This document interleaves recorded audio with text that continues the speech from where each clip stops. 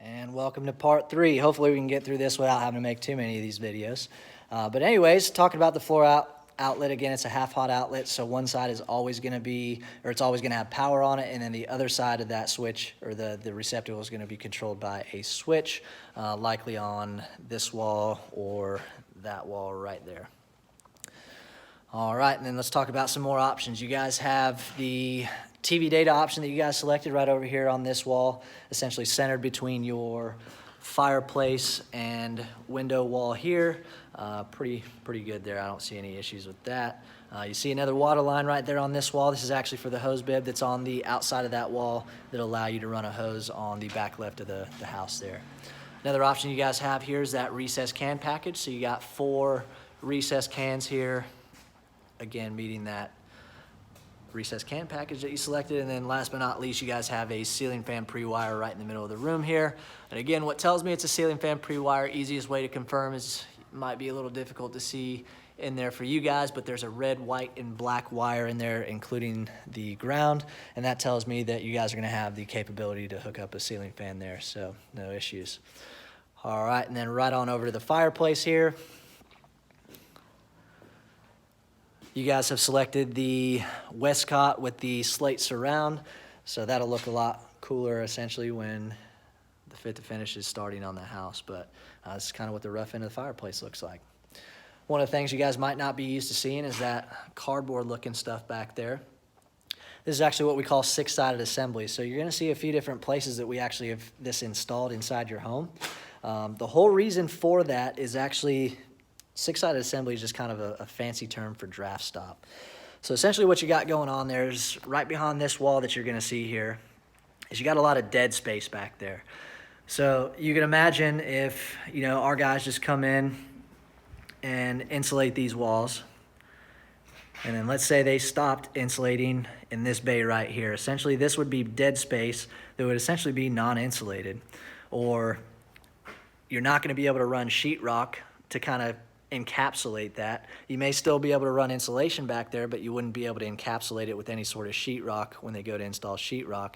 So what we do is we install 6-sided assembly back there, and essentially what that does is it gives us a barrier on these exterior walls from a lot of that temperature exchange that you might experience in areas like this where you would have uninsulated dead space. So anywhere that you have an unconditioned space wall touching a conditioned space wall, you're going to see something like that where we've created that barrier to make sure we don't have a lot of that temperature exchange, which essentially creates a lot of draft in houses. One of the more common places that you might be familiar with in some older homes, if you walk into a bathroom, there's a lot of older homes that do not have this process installed, and there's a lot of really drafty bathrooms that you might have come across. That's actually what causes it. So when we get upstairs, I'll try to kind of point that out to you again as far as that concept in the master bath up there. All right, and then before I leave the great room, another thing I like to talk about is concrete again. So you notice there's a few little areas through here where we have some orange paint. These are all areas where the flooring company has essentially come in and marked areas on the floor that they would like our concrete guys to come in and either essentially grind down. So the areas that you see the H's on, those are little high spots in the floor right there. So they're going to come in and grind that down, trying to get us within tolerance so that when we install that floor, you're not going to have a bunch of major issues in your flooring. So we do that a couple times throughout this entire process. All right, then over here to my left, this was the half bath essentially, or the powder room. You're gonna have a little closet here as you go into the powder room. You got the toilet will be located here, and then the vanity sink will be located here. One of the questions I get a lot of times, you see that little wire right there, the white wire. That's not gonna be exposed when you guys, or when we sheetrock the house. So a lot of questions I get is, where the heck is my light? That wire is back there, and there's a lot of excess there to make sure that they can find that wire essentially when sheetrock is put over the top of it. They just run a little wire through there. They can pull that wire right through the sheetrock without having to install that box at this point in time. The reason they don't install their boxes right now is because they want to make sure that they get everything nice and centered on that sink. So kind of hard to do if they don't know the dimensions of the sink. So. All right, and then right over here to my right, got a nice little storage closet there with the light feature in there. Pretty decent sized little closet. And then last but not least, you got the flex room here.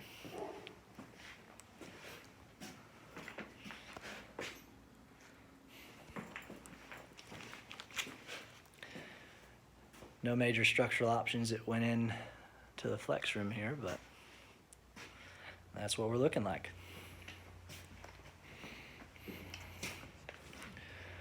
All right, well, that's pretty much the grand tour of the first floor. So we're gonna go ahead and move on up to the second floor and talk about what we got going on up there. The good news is I probably won't have to talk quite as much just because most of the cool stuff that I have to talk about has already been talked about. So be mostly options that we're kind of discussing up here. One of the options that I didn't mention downstairs is you guys, as you walk up those stairs, you're gonna have the wood ballast on the left and right side of the stairs there. All right, so right now I'm standing in the loft portion, or what you would call your game room, whatever you guys decide to use it for. A few of the options that you guys have selected here. Again, you got that ceiling fan pre-wire here, and maybe you can see the wires I was talking about there now. You can see a little bit better in there. 8-foot ceilings on the second floor. Another option that you guys had selected here was this TV data option right there. Again, I get you as close to power as I possibly can, so it works out for you. Definitely usable. All right, this little guy right here, that funny looking tube, that's what we call corrugated tubing. You'll notice that that runs all the way up and over to your structured wiring panel. Kind of hard to see, but you can see it back there in the laundry room right there, and that's where that terminates. You guys are gonna have a utility wire that runs from the outside of the house all the way to the inside of the house to the structured wiring panel, so that when your cable internet service guy comes to hook up service, he can run his utility wire into that box for you. All right, we're gonna go ahead and make our way into the great room. Just on the left side here, you're gonna have a little closet there. Sorry, I said great room. We're talking about the master suite here, or owner's bedroom. All right, one of the options that you guys selected, again, you got another ceiling fan pre-wire up there. TV data option over here on this wall. Again, yeah, I kind of calculated what that door swing might be and tried to center up as much as I possibly could as far as where we had discussed you wanted the TV data option. It's pretty much the most sensible area, I think, in this bedroom, but no issues there. You can kind of see your outlet profile in here. We usually don't have an issue with the amount of outlets that get installed. Again, they're all installed per plan and per code, so definitely plenty of power ran into essentially each bedroom that you guys have. All right, and then we're walking right in here to the owner's bath. Again, you guys are gonna have a dual vanity here. Again, you can see where both of those vanity lights are gonna be essentially running through there. Do a 180 here. You guys are gonna have a little space here. Whatever you guys want to use that for, plenty of space to set, you know, another desk or something like that. One of the structural options you guys did select was that deco window right there, so we got that installed for you. And then we shift right over to the right, and you got your master shower here. One of the options you guys selected for the master shower, again, you got that recess can right above your heads there. And again, I told you I was going to kind of talk about this concept again for your master shower. So again, what I was kind of talking about is the dead space underneath the pan right here. You know, that's an area that you might have some of that temperature exchange. So we want to confirm 100% that we're actually running insulation behind there, and we've essentially created a sealed barrier with the 6-sided assembly there to make sure we've kind of encapsulated that space under there. So hopefully you kind of understand where we're going with that concept. But another wall back there. Again, dead space, we want to make sure that we're giving you insulation back there. So, then over here to my right is going to be the powder room, or not the powder room, the water closet, where the toilet's going to be located. If we look right above our heads here, water closet also has temperature control, so we run air conditioning or heat, whatever you guys need in there. You also have an exhaust fan here, and then your light source right there. All of your bathrooms are going to come with those 3 features. You're going to obviously have your light source, an exhaust fan, and it's going to be temperature controlled. Another really cool portion. So I'm standing right here in the walk-in closet. You guys might not think it's as cool as I do, but something that you might not see in a lot of homes is that guy right there. We actually give you guys temperature controlled walk-in closets. So anywhere that you actually have a walk-in closet, you guys are going to have air conditioning there. So not everybody gets stuff like that, so I think it's kind of cool. All right, as we leave your master bedroom, can talk about the HVAC a little bit. So this room specifically, your master bedroom, is going to have a 12 by 12 return in it. A lot of your bedrooms are going to have that feature in them. So we either run what they call jumper ducts, or we actually put a return in there. Jumper duct would essentially be if you walked into this room right here, we would have a supply vent here that would essentially jump right over the wall, and it would probably terminate right here somewhere. Doesn't necessarily mean you're going to have any forced air through there, but what it does is it controls the pressure from the inside of the bedroom to the outside of the bedroom, essentially eliminating what they call ghost doors. I'm sure you guys are probably familiar with doors that once that HVAC system comes on, all the doors slam shut. That's what they help do. Typically, though, we run a 12 by 12 return or something along those lines in the bedroom, essentially increasing the overall efficiency of how your air works in the bedrooms. The master bedroom specifically is going to have 2 supply registers up there, so you can see one on the left and right side of the window. So the air is going to be incredibly efficient in the master bedroom. Most of your other bedrooms are going to have 1 supply register. As we're walking through the hallway right here, another option that you guys selected was the recess can option. So you guys have a couple of recess cans here in the hallway. Again, you see another return there. That looks like a 20 by 20 return there. That is the main house return for the upstairs. You guys are going to have probably about the same size one on the first floor also. If I make a left here, this is the bathroom here. I know one of the biggest things you guys wanted to confirm is that you had the wall that separated the vanity and the actual water closet at this point in time. And again, just to confirm that your water closet looks exactly the same as your master, you have the supply line right there on the right, light source there, and then an exhaust fan there. And then, of course, the toilet. And you'll have the dual vanity there. And then, of course, you got the fiberglass surround bathtub.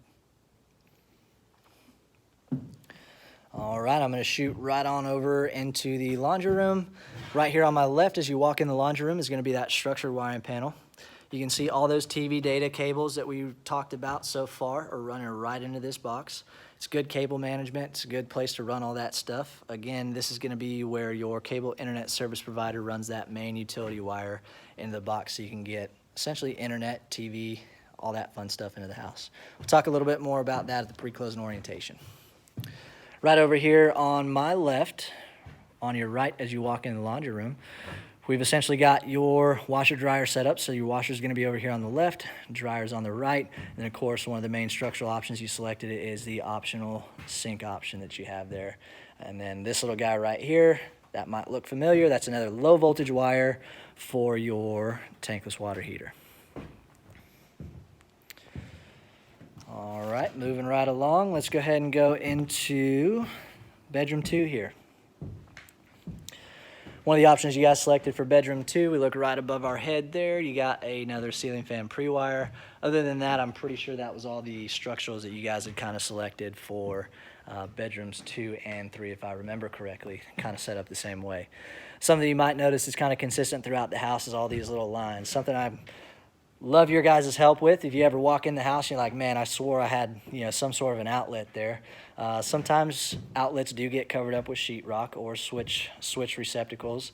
We typically don't miss the switch receptacles because you got to have a place to turn the lights on and off, but sometimes these outlets do get covered up. So to help eliminate that, something I've done is I go through and mark on the floor where all my outlets are. So when they install sheetrock, I can come right back in the house and make sure I've got outlets anywhere I see one of those lines. So definitely something that has worked for me over time, so I continue to do it. Again, you got another walk-in closet here. As promised, I told you it was going to be temperature controlled. So again, another really cool feature of the walk-in closets there. All right, last but not least, you got bedroom 3. Essentially set up exactly the same way as bedroom 2 over there. Switch profile is pretty much the same. Outlet profile is the same. Ceiling fan pre-wire right above our heads there. And then a walk-in closet right here. Something important to know about this specific walk-in closet, you got your AC line set that runs up this wall. So if you're ever coming in doing custom cabinets or something, you definitely want to know where that's located so you don't end up penetrating that line set, because what that would mean is no heat or AC for a couple days. All right, the last item I'm going to talk about up here is your fire alarms. So you may have noticed as we look at the ceiling, you see these little square boxes on the ceiling. Those are where all your fire alarms are going to be. Inside of every bedroom, you're going to have a standard fire alarm. On the egress of every bedroom, you're going to have a carbon monoxide slash smoke alarm.